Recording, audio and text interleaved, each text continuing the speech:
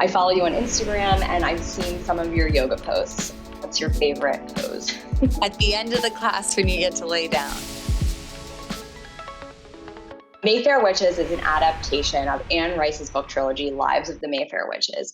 I was wondering if there was a scene from the book that you were really excited to bring to life on screen. I was really excited to bring the relationship between Rowan and Lasher on screen. They're sort of twisted, intense, dynamic. Jack Houston is such an incredible actor. I really felt that every scene that I had with him, you could really feel the connection between those two people.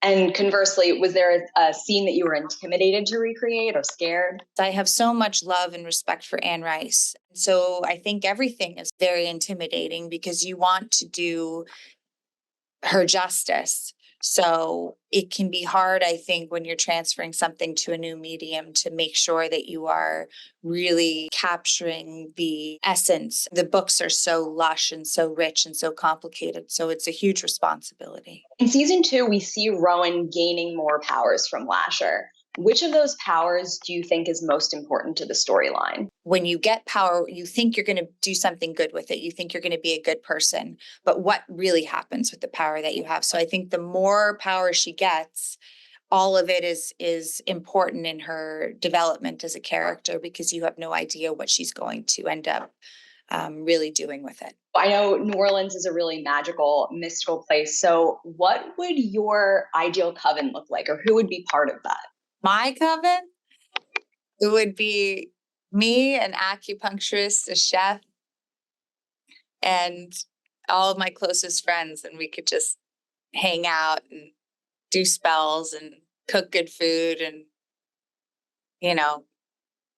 watch Netflix. So switching gears a little bit, you were in 2 of my favorite anthology series, True Detective Season 1 and White Lotus Season 1. So I was curious what it's like working on a series that you know is ending after one season versus one where you get to grow with the cast. If you're on an anthology series and you're like, you know what, this isn't really for me, then I think it can, be a lot more just for your own life. You can make decisions like, you know what, I think I want to move on to something else. It just gives you that freedom. But then it can also be incredibly sad if you had the most amazing creative experience and you absolutely loved the people. But from an artistic perspective, it's the same. So I was watching the Golden Globes, and I loved your Vivienne Westwood dress, by the way. But I was really inspired by Demi Moore's speech. And in it, she mentioned how a woman said to her, "You will never be enough, but you can know your worth when you put down the measuring stick."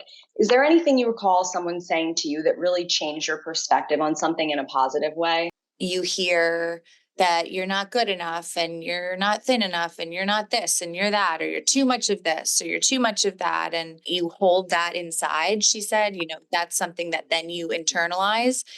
It's really just about people believing in you, right?